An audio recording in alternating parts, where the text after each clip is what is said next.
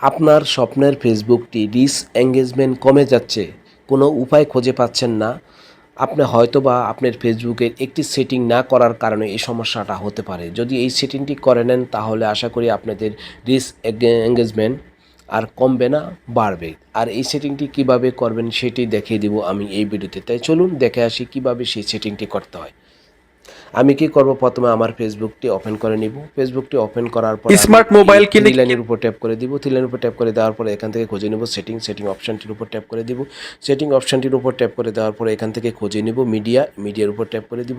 মিডিয়ার উপর ট্যাপ করে দেওয়ার পরে দেখেন এখান থেকে নেভার অটো প্লে ভিডিওস এই অপশানটি আপনাদের টিক মার্ক নাই, আপনারা অবশ্যই টিক মার্ক দিয়ে দিবেন।